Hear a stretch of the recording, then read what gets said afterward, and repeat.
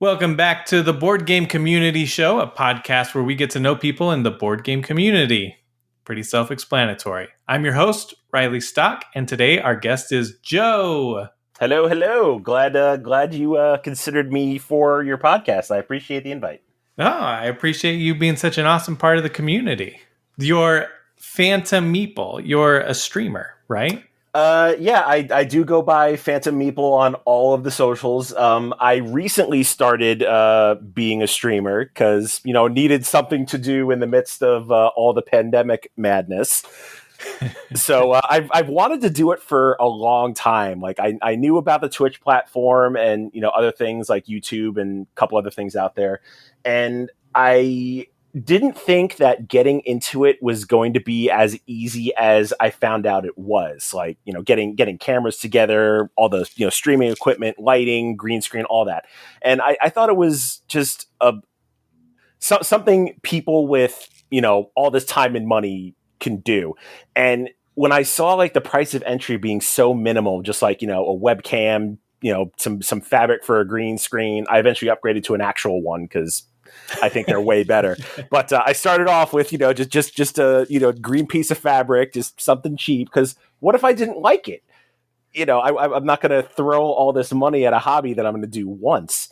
Yeah. But it turned out that I just really, really love doing it and connecting with people and, talking about, video games, which I started with because I grew up with it. Nice. I'm pretty, I don't want to say I'm an expert, but I'm pretty knowledgeable on the games that I play. I look into, publishers' trivia about games, because obviously you got to keep the conversation going. It's one thing to watch somebody play a game. It's another to interact with that person, and that's kind of what I try to do. I try to make it a good mix of actually playing the game and interacting with that, as well as interacting with the chat and giving them something to talk about. Yeah, I think you do that really well. I've watched a couple of your videos. I never get to catch them live just because timing never works out. But no worries there. But you know what? You're watching, and that's the important thing, and I do appreciate that. Oh yeah, one of these days I'll make it live. I will. Hey, it's all good. I don't mind. But to get back to streaming though, prior to actually wanting to stream. When I started my Twitter account a couple years ago, next February it'll be 3 years. I really didn't have an intention of being, for lack of a better term, like this personality. Like I created it because I despise Facebook. I think Facebook is good for some things, but as far as like a social media aspect, I think that place is a complete cesspool. So I'm like, hey, let me jump to Twitter, which I found that is also a giant cesspool. but at the same time, I was going into it not knowing this. I'm just like, all right, I'll start up this other social media account. I'll throw some board game pictures on there because I haven't been into board gaming as long as I have video gaming. As far as like board games, I've only been playing them for going on like 5.5 years. So I'm still relatively new from that aspect. But I was like, oh, I'll throw some board game pictures, some personal stuff, and lo and behold, like a year later, like all these people who are Twitch streamers with board games, which I didn't even know was a thing, start following me and interacting with me, and eventually it just came natural that I sort of just became this known person. It was completely unexpected.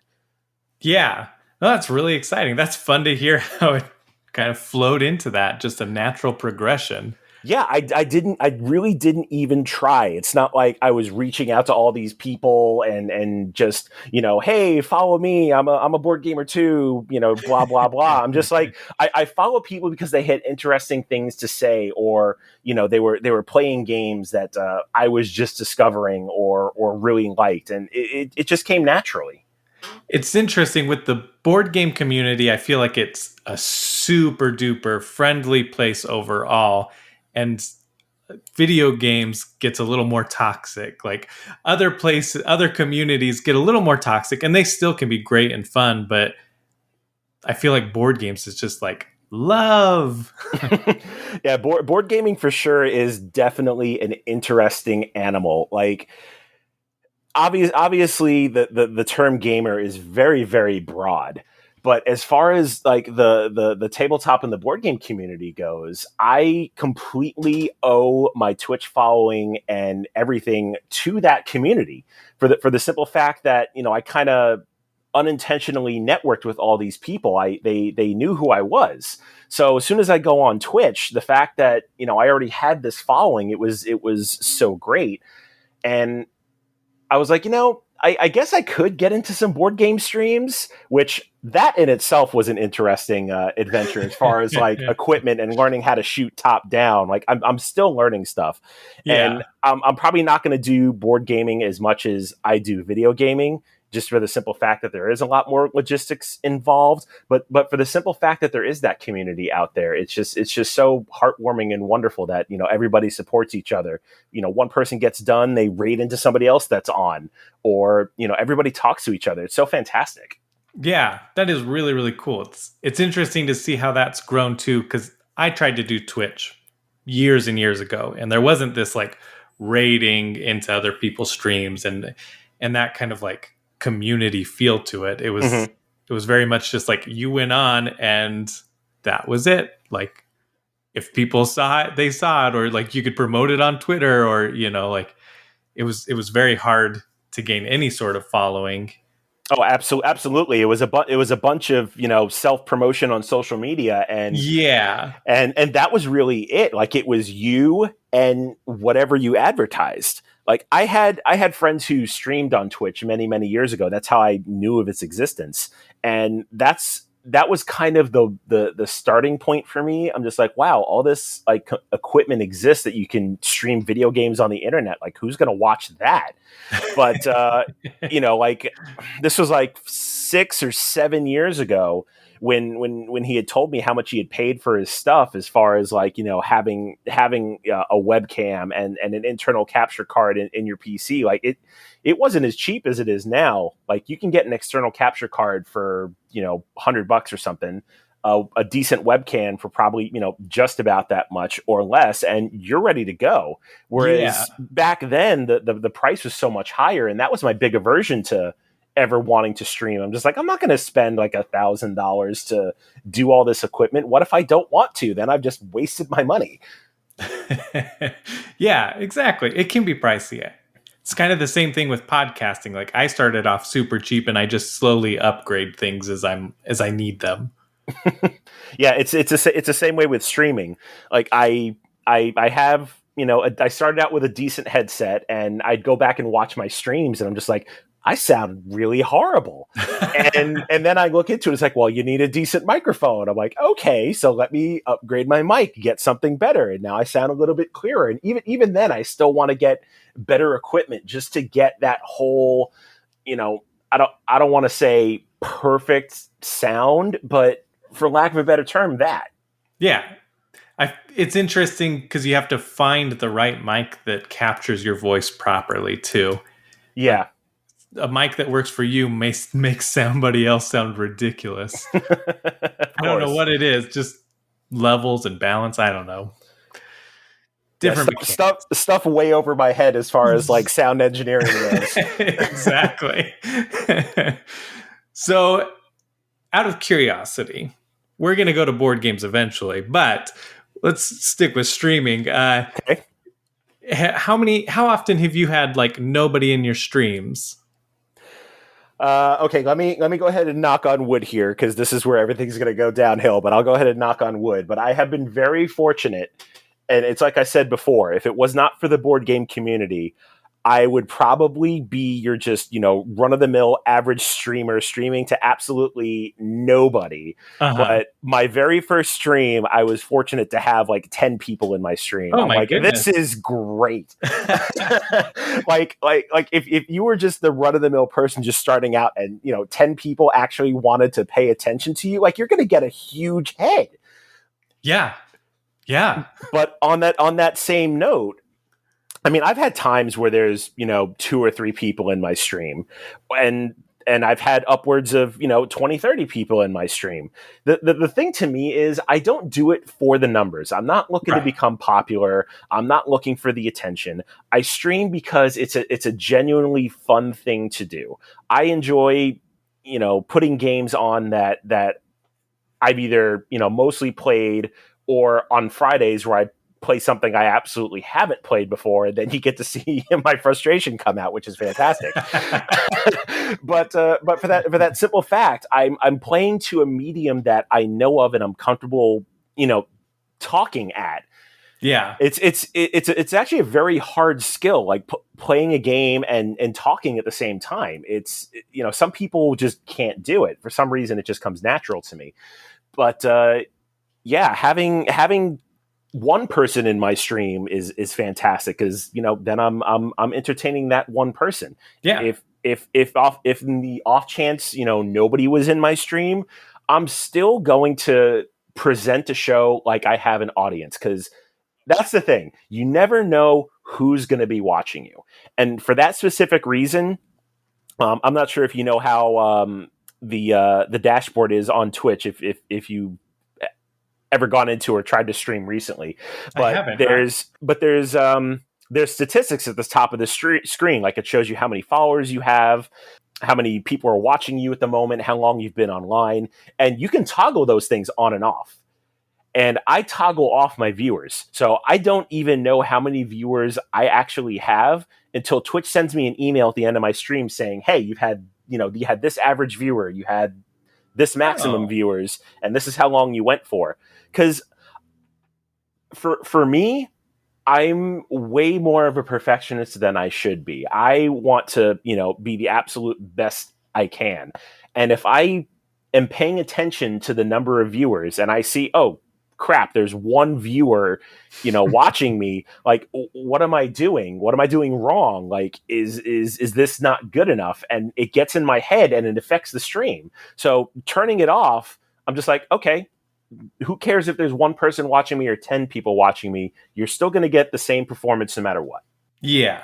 And I think that's the perfect attitude. Like, there's been times where I've popped into somebody's stream and they had 0, and I jump in and they're like mid talking and they're mid narrating what they're doing or what they like about the game or certain aspects, and I'm like, wow, this is really cool. And then there's other times where it's like you jump in and they're just playing, and you stick around for a couple minutes, or you might try and talk to them and nothing happens. So I think you're really good at engaging your audience and presenting as well. Like, you present facts and you present things while you're playing. You don't stop playing to like address the community. You can just keep playing, talk to the community. If nobody's talking, you share random stuff or thoughts, and it's very well done. I mean, bravo.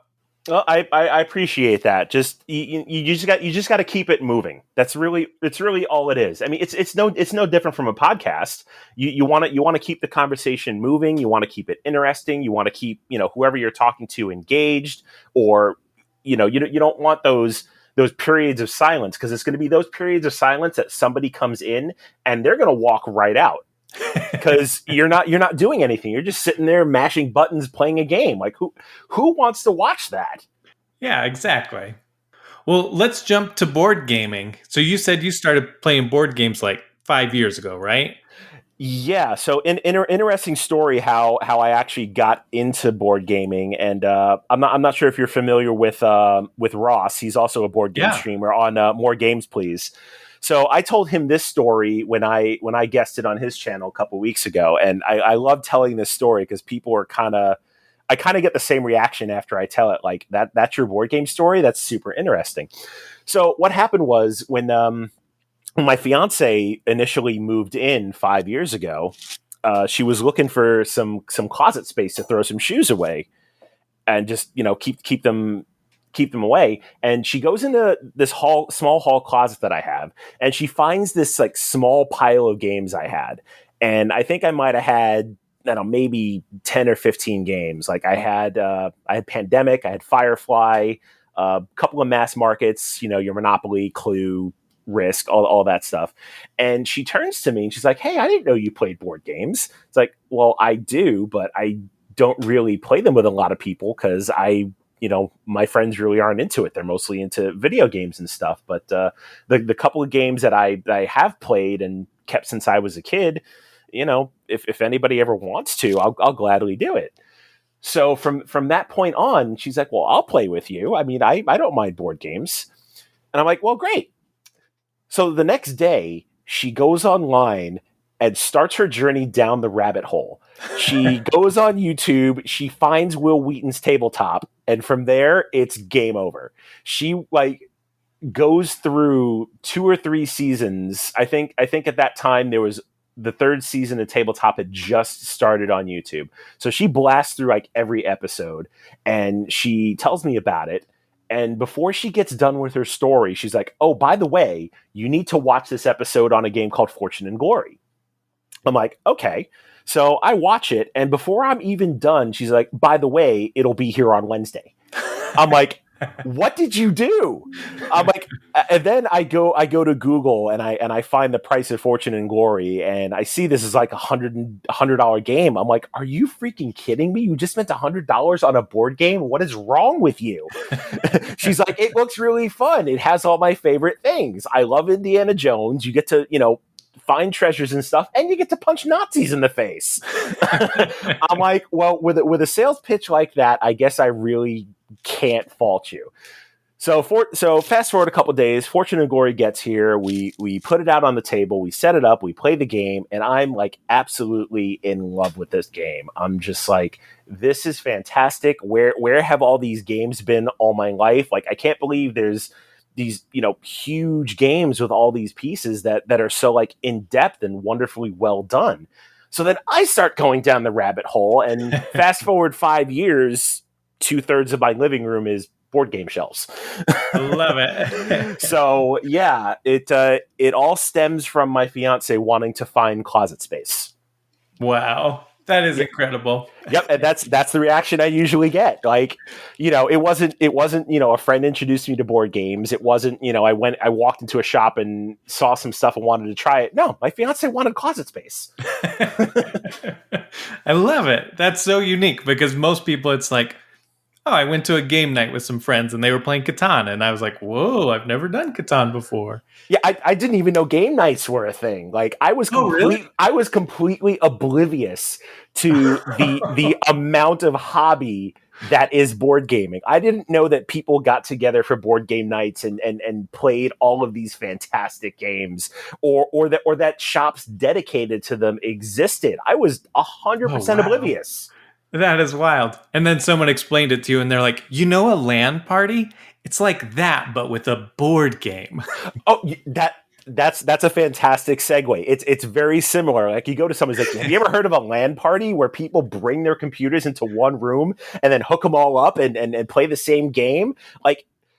When somebody made that connection to a board game night, people bring bags and bags of these games and sit around a table and play. It was completely foreign to me. Yeah.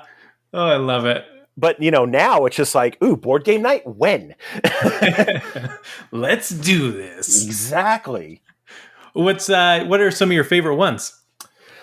So this is always a loaded question, right? Because my favorites do change with the times. However, I do have a handful that I will always go to, never say no to play, because they're one, either near and dear to me because it has a fantastic theme, or it's a great game, or I've just played the hell out of it. So if I were to give a handful of titles, let's go with 5. Top of the list is probably Lords of Vegas. I absolutely love Lords of Vegas. So that's another one that I get to blame Will Wheaton for. So he did that as the opening episode of Tabletop in season 2, and I watched it, and I'm just like, I don't know if that's going to be fun or not. So we'd go to game shops, we'd see it on the shelves, and I think it took 5 or 6 trips, picking it up, putting it down. I'm just all right, let's just take a chance on this. How bad could it be? And it's another one where you got it on the table, and I'm just like, this is the greatest game ever. And I always suggest it to people that want to, get their foot in the door to play games, I always suggest Lords of Vegas, and I bill it as it's a Euro style Monopoly that has an end. Oh, that is a little more selling. Yeah. So when I sell it to people like that, they're like, "Oh, tell me more." So I mean, I'm guessing by your reaction, you've never actually played Lords of Vegas. Yeah, I've never even heard of it. Oh, it's a fantastic game. So basic premise is you're building casinos in Las Vegas. However, the game heavily relies on chance. So you have this deck of cards, and on the board there's sections of the Vegas Strip that you build your casinos on. And when you turn cards on this deck, you basically get a plot of land. And then you can spend the money you earn to build casinos. And depending on the color of card that comes up, you'll get victory points. And the way you win the game is purely based on how many victory points you get, not how much money you make. Oh, that's awesome. Yeah, that sounds way more entertaining. It's a great game, but the elements of Monopoly are there. Like you're buying properties, you can trade properties, but it doesn't have the whole, roll and move aspect. Like when the deck of cards runs out, that's the end of the game. Whoever's ahead wins. So awesome. it has all of the great mechanics of a Monopoly style game inside Euro mechanics, but you're not going to sit there for 6 hours because you can't land on the one square you want. Yeah, ridiculous. Yeah. Monopoly drives me crazy. I mean, don't get me wrong. I love a proper game of Monopoly, not let's throw $500 in the middle for free parking and completely break the game. Yeah, that's the biggest problem with Monopoly. People throw in all these house rules and it completely breaks the game. Yeah, that makes sense. Yeah, I feel like a lot of the classic games like that get house ruled to make it more interesting for the group. Oh, absolutely. So I totally didn't mean to go off a tangent there, but it works with Lords of Vegas. So Yeah. that's one. Okay. Another one. This one's going to kind of be broad because there's so many games out there, but anything in the 18xx genre, I'm there. Nice. Do you have is there like a pinnacle for you? A favorite of those? There absolutely is. And my 18xx story is not as interesting as my board gaming story, but very similar. So when I initially got into 18xx games, I went in with the mindset of, hey, I like train games like Ticket to Ride. How bad could this be? This is going to be Ticket to Ride on steroids. Fast forwarding a little bit, I completely kick myself in the butt for ever thinking that thought. But let me stitch the story up to the middle. So any board gamers worth their salt has heard of 1830. It's like the granddaddy of all 18xx games. Like, you've heard of 1830, I'm assuming. I haven't actually. Oh, okay. That's definitely a first. So I think I'd have to look up I bet if I saw the cover, I'd recognize it. Maybe you would, but 1830 is basically considered like the pinnacle, the granddaddy of all 18xx games. It's kind of what got the genre on the map. But the very first one is actually a game called 1829. But I'll digress there. But anyway, walking around yet another game shop, and my fiance and I see this, box 1830. We look at it like, oh, hey, this is a train game. This could be absolutely fun. We love train games. So we buy it, we bring it home, get it all punched out. We read the rules, and it hits us. These rules are written in Greek. We don't get it. We're like, what did we buy? What did we get ourselves into? This is completely ridiculous. So what do? We do what anybody else does. Time to go to the Google machine. So we Google, how to play 1830, and we come across Ambi's video. I'm sure you're familiar with Ambi.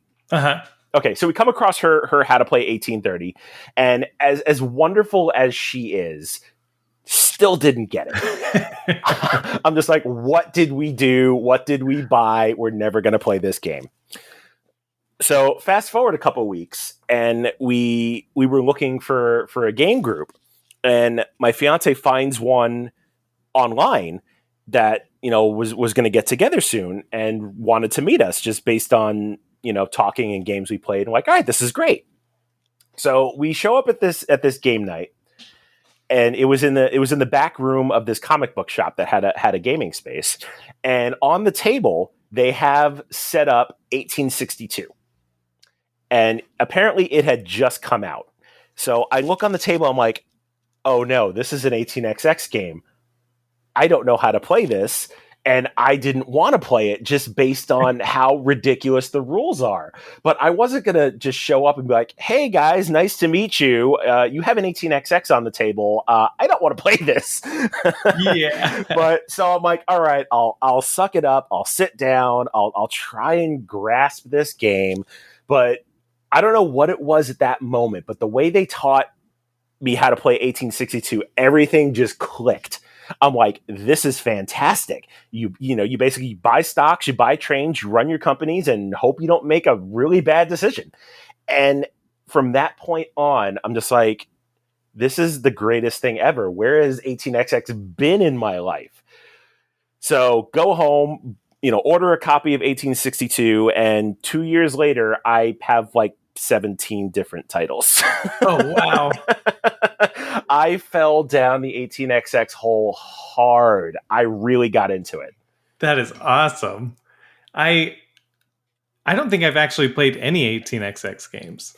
Well, they're really easy to get into, especially now.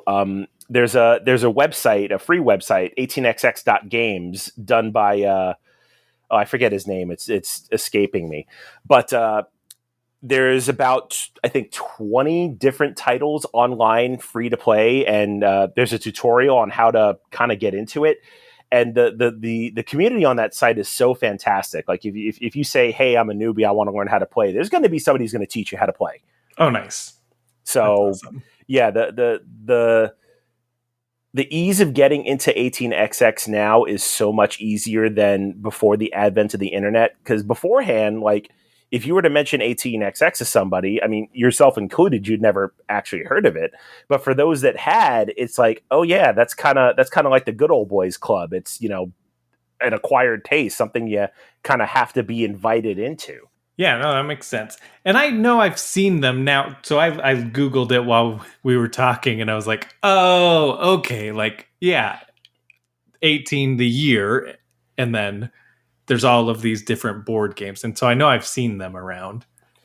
Yeah, and they're all different based on the time period and the place in the world where railroading took place. That's kind of their theme. Yeah, so that's interesting. I'll check them out. I will. I mean, it's for you.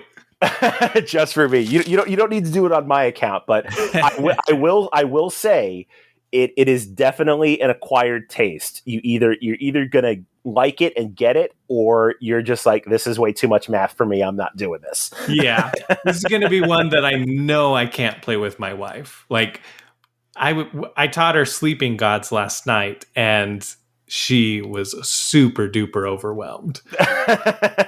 No, 18xx is definitely not for your average medium weight gamer. Like if you're gonna sit down and play an 18xx game, I mean, for one, most of them are a minimum of 3 players, so that's another big kind of curve into it. There are 2-player games out there, like 18 Chesapeake does the 2-player variant extremely well. 18 New England's another one that does it rather well. So there are 2-player 18xx games out there, but if you're going to get the true experience, you got to play with 4 or 5 people, because if you don't have that corporate business competition mentality in the game and other people to actually compete against, it kind of loses a little bit of its luster, a little bit of its steam. I see what you did there. Well done, sir. Well done. Well done. Thank you. I wasn't even thinking that. Oh, that's so bad. Oh man, you got me good. All right. Yes. All right. Well, that's the podcast. Good night, folks. See ya. That's actually the last episode ever. Bye. Oh man, that's good. So, Well done. do you have other favorites? I do have other favorites, and I'll go through these rather quickly, Okay. since I don't have any more fun stories, unfortunately. But top favorites of mine that I like to play, Mansions of Madness is a fantastic game in set in the whole Arkham universe. Carcassonne was one of the first games I ever played. Simple, light Euro, but I still love it to death. Great game. Just about anything by Vital Lacerda, I will play, no questions asked. If I had to pick a favorite of his, I would probably say Lisboa, because it's just a wonderfully made, worker placement area control game. Uh-huh. Super fun. And probably to top out the list, I'd say Terraforming Mars, because that's another great game. Oh, I really, really want to play that one. Oh, you should. You absolutely should. My friend has it, and then the pandemic started, and I was like, okay, well, I guess we'll wait until this is over to play this. But well, I mean, you could always go the digital route. There is an app.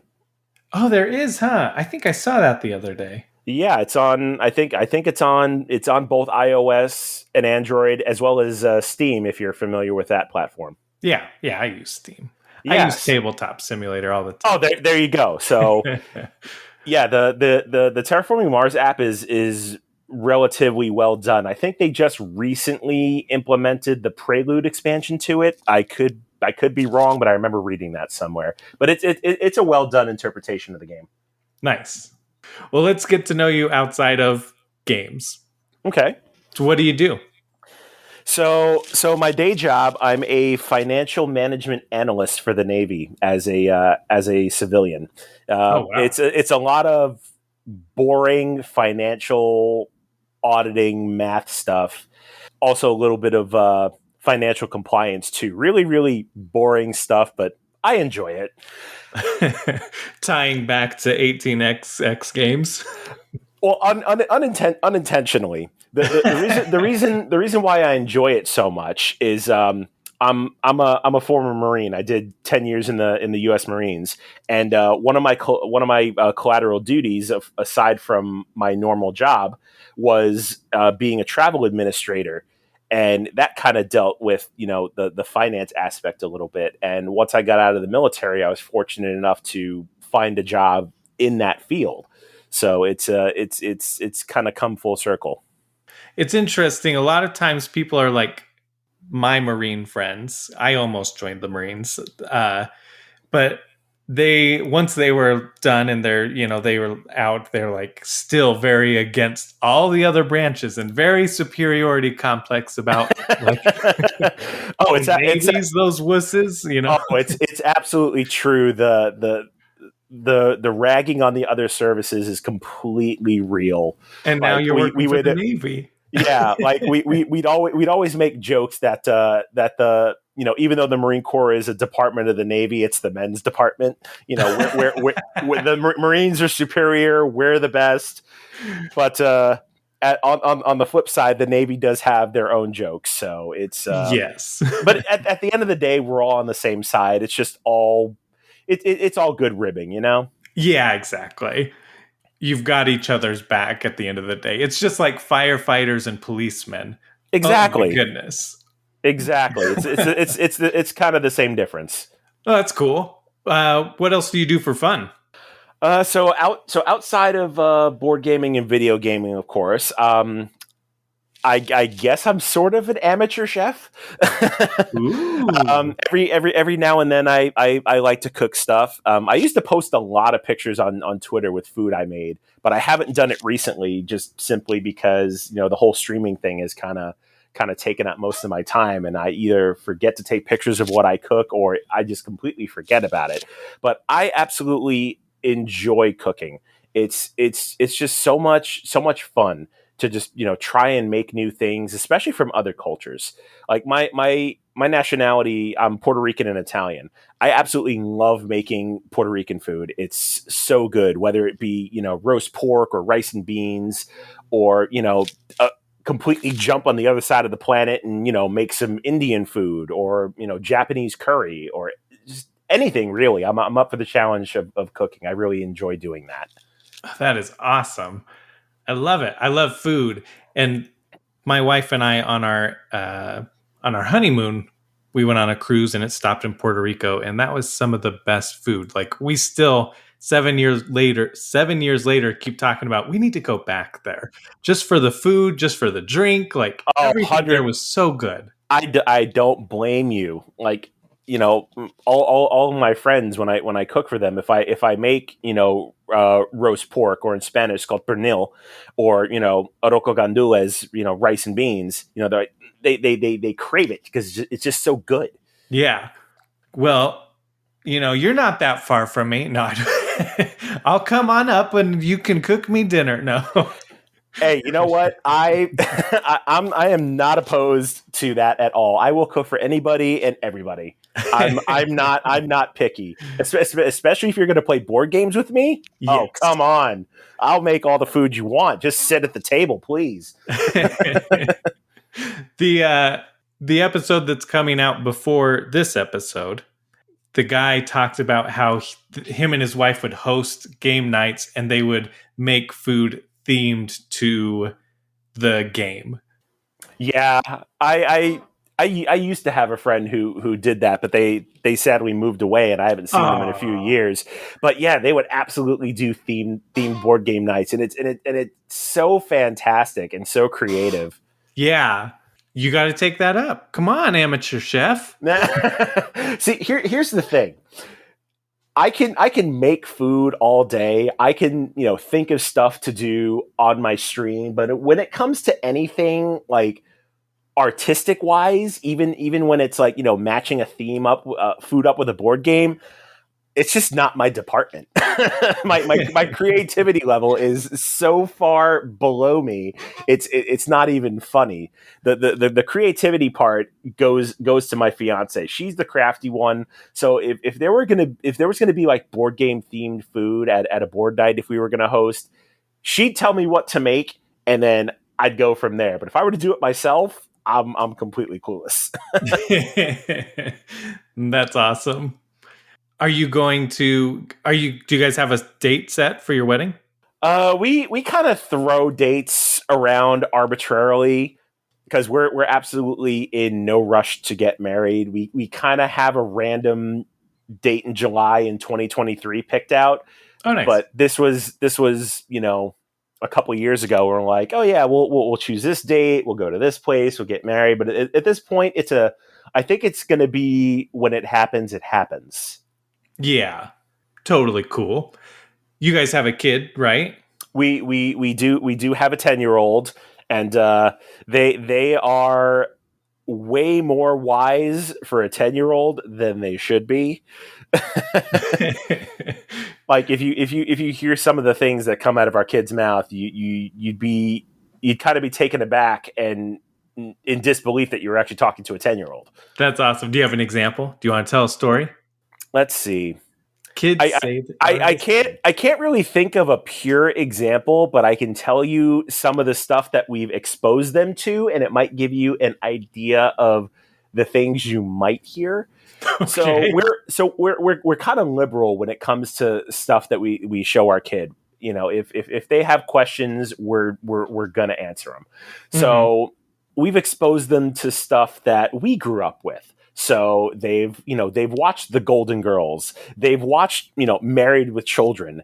We're big into RuPaul's Drag Race, so they'll watch RuPaul's Drag Race with us, and nice. They completely get it. So just some of the stuff that you hear on those shows, they'll completely understand, turn it around on you, and throw out this just completely wild statement, and we're just like, are you 10? You throwing down some tea? Yes. Oh my God. Yeah. All the tea, all the shade, all the pink lemonade. That is our 10-year-old in a nutshell. Oh, I love it. Do they play board games with you? They do. Um, Ooh. we try to get them into, somewhat, lighter and medium weight games, because after all, they are 10 years old. They're not going to sit in the same chair for 4 hours and play a game. However, we did manage to get them to play a game of 1889 with us, and Oh. we taught them the game, obviously with a little bit of help, because it's a pretty complex set of rules, but we helped them a little too much and they won the game. Oh, wow. Yeah. So, needless to say, after that game, they were grounded for 2 weeks and they didn't play with us again. That'll teach them. Yeah, that'll teach you to win a game. How dare you? Oh, love it. But yeah, they like to play games with us every now and then. But just like most people were at that age, they're completely sucked into video games. So they're pretty much attached to their Nintendo Switch right now. Playing Fortnite? Fortunately, no. Oh, okay. They actually despise Fortnite. And Whoa. I'm so happy for that, because I despise it myself. I am not a fan of Fortnite at all. I've never played it. I haven't either, but I've watched people play Fortnite, and if I'm not about to, slam somebody else's, enjoyment. If you like Fortnite, hey, good on you. Not my cup of tea. Yeah. My nephew just turned 8 and he is obsessed with Fortnite. And he can talk to me literally for hours about it. It's just wild. And I'm just like, I'm really excited that you're this passionate about something. And it's like, I know a little bit because I've seen little things and I'm familiar with it. But man, talks my ear off about it. I love it though. It's cute. Yeah, and that's kind of the way our 10-year-old is. Like they'll talk to us about, it's like, oh hey, I found this shrine in Breath of the Wild, or hey, look what I did in Animal Crossing. I made my house like all awesome. Oh, that's awesome though. See, that's cool. Oh, it really is. Like our kid's fantastic. I wouldn't trade them for the world. It'd be weird if you would. I mean, there have been times. Don't get me wrong. There have definitely been times where I would be like, "I'm going to kill you." So done. Yes, I am so done with your crap. It's like, clean your damn room, go away. Oh man, do you guys play co-op video games together too? We haven't really yet, because we kind of keep their online video game play really supervised, because they're at that explorative internet age. So once they're a little bit older, I think we'll give them a little bit more leeway. But right now, it's pretty much mostly contained to like Animal Crossing. Nice. And slightly Among Us. Oh yeah. That, which can be rough too, because it still has a chat feature. Yeah, but I mean, they mostly play with their friends, so we don't mind that they're playing Among Us. It's not like they're playing with random people. Yeah, that makes sense. That's a good way to do it. What are some of your favorite video games? As far as video games go, I like a lot of things across the spectrum. I don't really play like first-person shooters all that much. I'm not opposed to them, but it's just not really my cup of tea. Uh-huh. But there are a few that I do enjoy. Like I like Destiny, I like Borderlands. I think they're a fantastic series. So I'll play those all day. But a big bulk of my games, I'll still heavily play a lot of retro stuff. So big into Mario, big into Sonic. A lot of old school NES and Super Nintendo games. But as far as like modern stuff goes, I am heavy into Japanese RPGs. Absolutely love them. So you got your Final Fantasies. As of late, I've been into Monster Hunter Rise on Switch, which I think is a fantastic game. I watched one of your streams of that. Yeah, I am great. I am really, really heavy into that game. I wasn't at first. because a buddy of mine tried to get me to play Monster Hunter World on Xbox. Yeah, which was so bad. Thank you. Somebody else who agrees with me. Yes, when I played Monster Hunter World for the very first time, I did not like it at all. I found the gameplay just like super clunky, super Right? slow. Like it didn't really tell you where to go. It just kind of threw you in with like a basic button tutorial, and then it's like, okay, you're on your own. Go. Yeah. and Terrible. and I'm like, what is this game? So I really regretted at the time paying $60 for it. I'm just like, I wasted my money. But again, they games can't all be winners. You win some, Yeah, you lose some. definitely. So fast forward a couple of years to now when Monster Hunter Rise came out, a streamer that I watch and have become pretty quick and close friends with, by the name of Mighty Migs, he started telling me about Monster Hunter Rise. And I go into the same thing I just went into you. It's like, well, I tried Monster Hunter World. It really, really was not my cup of tea, and I'm not gonna, go down that waste $60 hole again. And he's like, no, try it. You'll like it. I'm like, all right, same song and dance, whatever. But fortunately enough, there was a free demo on the eShop. So I'm like, okay, I'll download the demo. I'll give this a shot again. And I don't know if Capcom just did something completely different as far as Monster Hunter Rise goes, but they made the point of entry so much easier. Like, they explained a lot more as far as tutorials go. Like, the combat just flowed. Like, it made sense. So I'm like, all right, I'll give this another chance. So I buy the full game. I start it up, play it for a couple of hours, really get into it.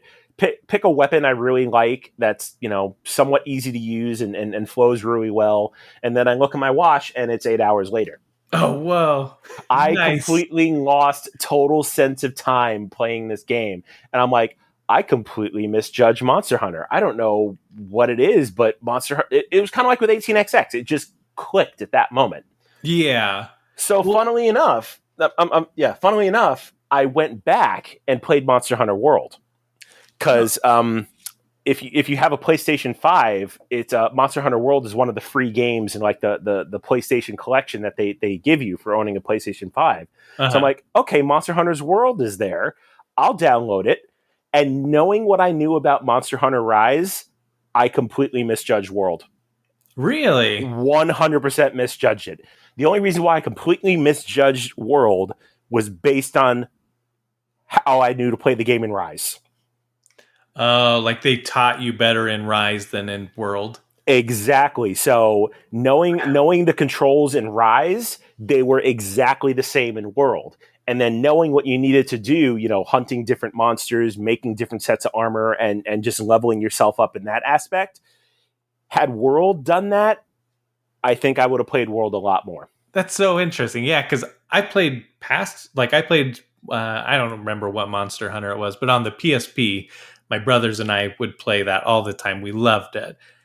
And then World came out years and years later, and we were really excited to play it together. And it was just like, ugh, devastated. So let down. Yeah, I mean, don't get me wrong. The combat's still kind of slow and still kind of clunky, but I do not judge World as harshly as I did when I first played it. That's not anymore. Rise has improved upon that, though, right? 100% it has. Okay. Is that your number one game right now? Is Monster Hunter Rise? Right now, between that and Returnal on PS5. I haven't heard of that. Oh, so Returnal is a treat. So I don't know too much about the story right now because I'm still getting into it, and also since I play it on my Friday streams, I don't want to get ahead of myself. But if I were to put a game at almost the pinnacle of how to do a third-person shooter, Returnal is probably way up there. So basic story of the game is you play this woman who crash lands on this alien planet, but you're stuck in a time loop. You start the game, you wake up in this crash site, and you go explore this planet by, picking up weapons, getting upgrades, and all of this. But if you die, you wake up again at the crash site and start all over again. To make matters worse, the maps are always different. So they made it a roguelike. Ah, that's awesome. That sounds really interesting. It's a really fantastic game, but at the same time, it kind of has that Dark Souls mentality. Like, it's not as hard as Dark Souls, but it has the same mechanic where if you die in Dark Souls, you lose everything, start over, have fun. Yeah. Back to the bonfire. Yep, exactly. Back to the bonfire. And that's the way it is with Returnal. But the fact that they have the randomness thrown in there as far as the maps, so if you remember where something was on another cycle, that thing's going to be in a completely different spot. Yeah. So basically, it unintentionally says, "Hey, you better get good, and if you want to keep all your stuff, don't die." That's crazy. That's really cool. It's a fantastic game. I would recommend it to anybody if they can get their hands on a PS5, and they're into third person shooters, obviously. That's the problem, though. PS5s and Xbox Series X aren't available anywhere. Yeah, and I really don't know how I got two of them. Oh, you got two PS5s? I do. Oh my goodness, that's awesome. Yeah, unintentional too. So the first one that I got, it was the day of the State of Play presentation last September when they had announced the price point and they were going to start doing pre-orders. And I'm just like, all right, I'll roll the dice. It's a new system. I know how it goes. Yeah. But since the pandemic was in full swing, they're like, oh yeah, we're only going to do it online. I'm like, okay, way to throw another monkey wrench into a console launch. Yeah. So later that afternoon, after the presentation had ended, I was scrolling on Twitter, and I don't remember who had posted it. It was some person. They're like, hey, Target's got pre-orders up right now, and everybody's like, yeah, you're lying. Sony said they're going to start pre-orders the next day, but a lead's a lead. So yeah. I go on Target's website, and lo and behold, there it is, ready for pre-order. I'm just like, I'm already thinking, like, the bots are way ahead of me. This is sold out. It's not going to happen. So I get it into my cart, and of course, the same things happen. Put in your cart. Oh, this item's not available. Put it in your cart. Item's not available. But the one time I got it into my cart, checked out, I'm just like, you got to be kidding me. I beat the bots. and this was hours after they announced that pre-orders weren't even starting for another day. So come the next day when people are looking for pre-orders, like, everywhere's already sold out because apparently after Target did it, Walmart got in, GameStop started, Best Buy started. Like, they all, were trying to catch up to the power curve. Yeah. So all of the pre-orders were actually sold out before the pre-orders were supposed to even begin. Oh my goodness. And it's all obviously gone downhill from there. Yeah. So that's the story of the first PS5. The second PS5, of course, my fiance wanted one because she's just as an avid gamer as I am. And she's like, hey, if I could get a PS5, that'd be great. And, we're both thinking, we're not going to, you're not going to get one. It's super hard to get one. The bots are impossible, blah, blah, blah. Fast forward to January. I get emails from GameStop because I had signed up for all of the notifications for when pre-orders go live, when I wanted my initial one, thinking, hey, I'll get ahead of the game. So I get an email from GameStop, like, hey, we're going to have a limited amount of bundles for purchase. So I'm like, okay, go to GameStop, put a bundle in my cart, go to the same song and dance, except the same thing happened. Got one, bought one, and I'm like, holy crap, I beat the bots twice. Wow. What is even happening right now? That is awesome. Congratulations. Yeah. I mean, I usually don't like telling that story because, people give me dirty looks like, you have two, I can't even get one. No, but that's awesome. I mean, it's not like you're trying to scalp it or anything. It's no, like absolutely you and your not. fiance both play. So no, I wanted one, she wanted one, and we actually use our systems. I wasn't trying to buy one and flip it and get my money back. No, we genuinely wanted the consoles. Yeah. One day I'll get one. my buddy ended up getting a PS5, and I don't even have a PS4 just because I didn't. There were only a couple games I was interested in, and most of my friends had Xboxes. And so once he got his PS5, he's like, "Here you go. You can borrow my PlayStation 4, and here's all of these games already downloaded on it." Nice. I'm like, yes. So now I'm playing through Final Fantasy VII Remake. Yeah, see, I was the opposite way. All of my friends had PlayStations, and I was the only one with an Xbox. And Oh, really? It really made me regret buying an Xbox. No, man. Yeah, so right now I have one Xbox One, and it pretty much serves as a glorified Netflix machine.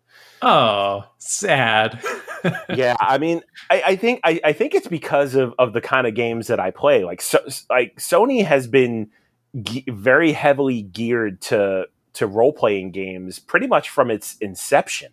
That's true. Whereas Xbox kind of went heavy towards your action adventure and shooter types, which I don't mind a good action adventure game, but a lot of those were released on both platforms. But when you go heavily into first person shooters like Halo, for example, I don't mind Halo. It's an okay game, but Halo and I are not on good terms. Purely for the fact. So I'll take you back a bit. So the summer of 2002, I was stationed in Okinawa at this time, and everybody in the barracks had an Xbox. And there was this one day that there was a typhoon incoming, and we couldn't go anywhere. We basically had to shelter in place. Mm-hmm. So we start running Cat5 cables all through the barracks hallways, connecting up 4 different Xboxes, and we do 16-player death matches. And it was that right there that turned me off from first-person shooters, because I'm just not good at competitive first-person shooters. I completely suck at it. So I kind of held that bad taste in my mouth up until this day. Like, I can't play Call of Duty. I can't play, Fortnite or, Overwatch, any kind of like first-person shooter. I just can't do it because I'm not good at it. Yeah. And then when you're getting heckled by 12-year-olds in their mom's basement, it just makes it that much more crappy. So I'm like, okay, I'm going to stick to the single player first person shooter. So that's why, I like Borderlands. I like Destiny, because you don't necessarily have to interact with other people if you don't want to. Yeah. Yeah. And Borderlands is by far my favorite series. That's not a secret. I love co-op, and I love the humor of it. And then if you die, you just respawn not very far away, and you just lose a little money, which money is pretty pointless in the game. Who cares? It's yeah. So yeah, I totally feel I don't like doing competitive shooters or anything. I don't really like PvP in general. Yeah, but co-op shooters, I'll play that all day, because that's just fun. Exactly. Well, we should probably end this. The podcast. Oh yeah, I could sit here and talk all day about anything. Yeah, which we can continue talking afterwards. I'm fine with that, but editing wise, I gotta cut it off at some point. Oh, yeah, you don't want to wind up editing like 3 hours worth of stuff for an hour podcast. Exactly. Well, thank you so much for coming on, Joe. Oh, thanks for having me. This was a blast. Yeah. Why don't you plug your social media, your Twitch, anything you got going on? All right. Well, I mean, you can find me as Phantom Meeple just about everywhere on social media and on Twitch. Right now, I'm streaming 4 days a week, Monday, Wednesday, Friday, and Sunday. I do just about anything and everything, whether it's retro to modern, and of course the occasional board game. So feel free to stop by, check me out, and that's really about it. That's all I've got going on. Perfect. All right. Thanks for listening. Bye. You can say bye if you want. Oh, sorry. Later, everybody. You're like, screw off. No, I'm done.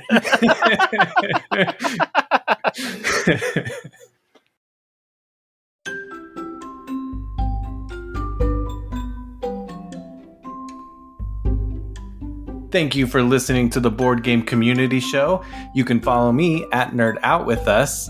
And if there's a guest that you would like to get to know better, someone in the board game community, you can @ me or email me at theboardgamecommunityshow@gmail.com. Until next week, keep nerding out.